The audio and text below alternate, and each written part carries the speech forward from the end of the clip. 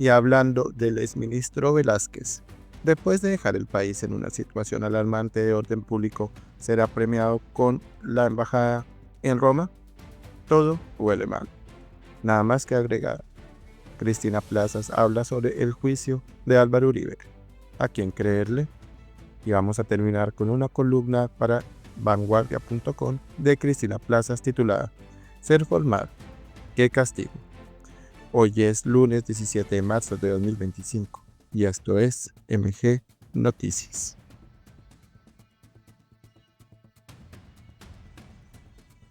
Empezamos con el video del mensaje de Cristina Plazas sobre el juicio de Álvaro Uribe. ¿A quién creerle? Vamos a escuchar. La semana pasada muchos seguimos el juicio contra el expresidente Uribe. La verdad es que estuvo para alquilar balcón. Hoy no me sorprende lo revelado por alias El Piso Sierra, quien fue extraditado por Uribe en el año 2008. Miren, lo que dijo el señor Sierra fue que el exministro de Defensa Iván Velázquez, que en ese entonces era magistrado auxiliar de la Corte Suprema y además sustanciador de todo el proceso de la parapolítica, le había preguntado por los supuestos vínculos entre el expresidente Uribe y el paramilitarismo. Él dice que dijo que no tenía conocimiento, pero acá está el problema. El magistrado Velázquez no tenía la competencia para hacer estas preguntas, puesto que solo podía investigar a los aforados, es decir, a los congresistas y no al presidente. No me sorprende tampoco que Sierra también haya dicho que Velázquez le había ofrecido un asilo en Europa. Y según Sierra, no se lo dieron porque no declaró contra el presidente Uribe. Tampoco me sorprende que no haya sido el único paramilitar en denunciar estas maniobras. Juan Carlos Meneses, paramilitar, también declaró que Velázquez en el 2010 en Buenos Aires lo había interrogado sobre el expresidente Uribe. Le hizo las mismas preguntas y ahí tampoco tenía competencia para hacerlo. Los dos negaron tener conocimiento sobre el presidente Uribe. Miren, la verdad no me sorprende que, según cuentan los exparamilitares, el exministro Velázquez haya puesto su postura personal, política y su ideología por encima de la justicia. Algunos opositores del expresidente Uribe han dicho que cómo creerles a estos paramilitares, pero entonces les pregunto, ¿tampoco le van a creer a Mancuso esta semana cuando rinda testimonio contra Uribe? Los veré. Y hablando del exministro Velázquez, después de dejar al país en una situación alarmante de orden público, será premiado con la embajada en Roma. Todo es muy raro, ¿no? Miren, nada más que agregar. Ok, ¿ustedes qué opinión tienen de este mensaje de Cristina Plazas? Ahora vamos con la columna de Cristina Plazas para vanguardia.com titulada Ser formal, qué castigo. No nos engañemos. La solución no es imponer más cargas a los pocos empresarios que siguen en pie.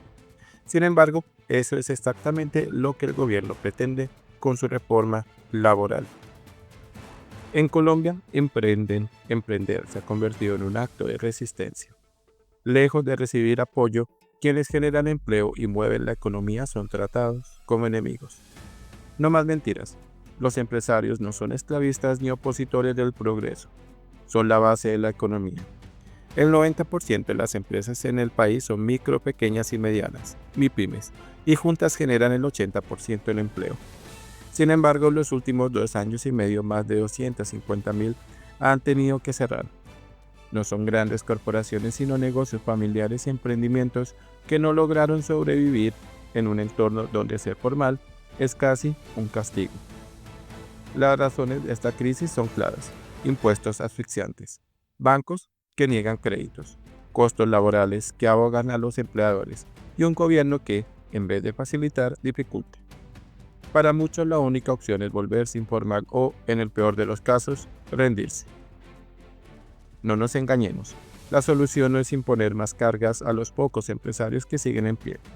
Sin embargo, eso es exactamente lo que el gobierno pretende con su reforma laboral. En Sincelejo, Valledupar, Riohacha, Cúcuta, Santa Marta y Popayán, más del 60% de los trabajadores están en la informalidad, es decir, no tienen prestaciones sociales, como salud, pensión, prima de servicio ni cesantías. No cuentan con estabilidad ni derechos laborales garantizados. A nivel nacional, el promedio de informalidad es del 56%, lo que significa que más de la mitad de la población económicamente activa trabaja sin acceso a los beneficios que el gobierno dice querer mejorar. El Banco de la República ha sido contundente. Esta reforma destruirá 450.000 empleos formales. Y no lo dice la oposición, lo dice un organismo técnico con representantes del propio gobierno. La exministra de Trabajo lo advirtió. La reforma laboral no creará un solo empleo. Al contrario, pondrá en riesgo los pocos que existen.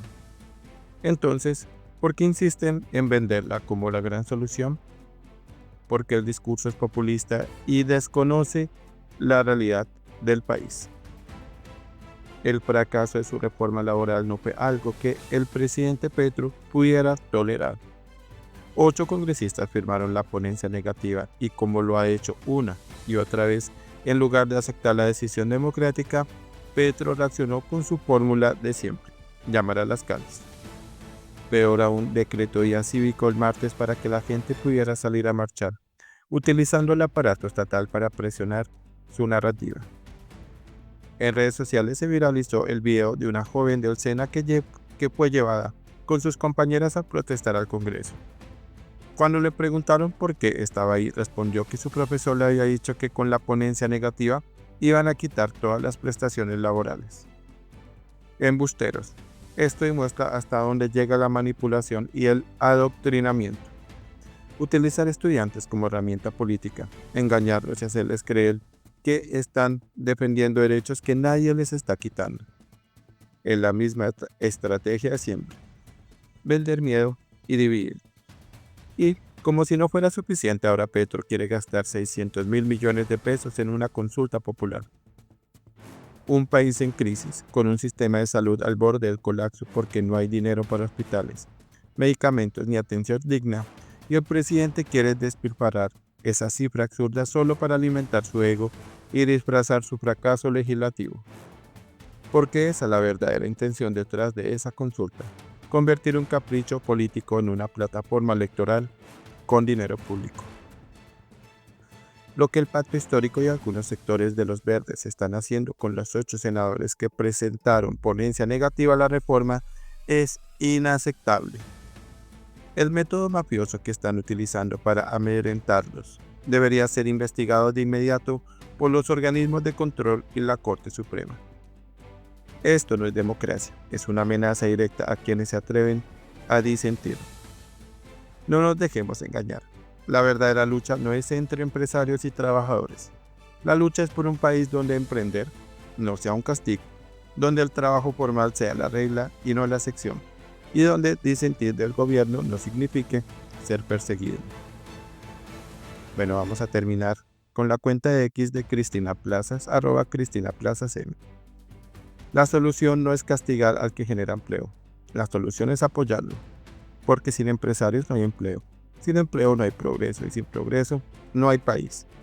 Hacer empresa no debería ser un castigo. Aplausos de pie para los que siguen creyendo en Colombia. Numeral: la reforma no crea empleo. Vamos a escucharla. El gobierno dice que su reforma laboral va a beneficiar a los trabajadores. La realidad es otra. Destruirá 450.000 empleos formales según el Banco de la República y hará que emprender en Colombia sea aún más difícil. Mientras ellos venden promesas, bancos que niegan créditos y costos laborales que ahogan, todo en un sistema que castiga la formalidad. Más de 250.000 empresas han cerrado en los últimos 2 años y medio. 70% son pymes. Pero a pesar de todo, hay quienes siguen en pie. Aplausos de pie para el tendero, que abre todos los días su negocio sin importar la crisis. Y hace parte de ese 90% de micro, pequeñas y medianas empresas que sostienen la economía del país. Aplausos de pie para el campesino que cultiva la tierra y sostiene miles de empleos en el campo colombiano. Aplausos de pie para las pymes que, a pesar de la falta de apoyo, generan el 80% del empleo formal en Colombia. Hoy a nivel nacional, el 56% de los colombianos trabajan en informalidad, pero hay unas ciudades que están por encima del promedio. Miren, Sincelejo, 67%, Valledupar, 65%, Riohacha, 64%, Cúcuta, 61%, Santa Marta, 61%. No hay derecho. Esta reforma no les traerá beneficios, sino más obstáculos. La solución no es castigar al que genera empleo. La solución es apoyarlo, porque sin empresarios no hay empleo. Sin empleo no hay progreso. Sin progreso no hay país.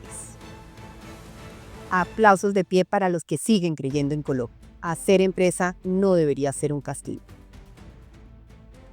Eso es, hacer empresa no debería ser un castigo.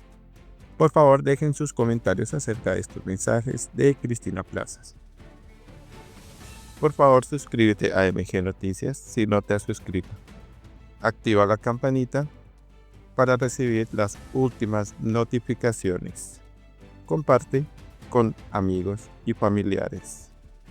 Sus colaboraciones son muy importantes para seguir con nuestro proyecto, así que si quieres ayudarnos, lo puedes hacer por medio de un super thanks. Dale like si te gustó el contenido de este video. Muchas gracias.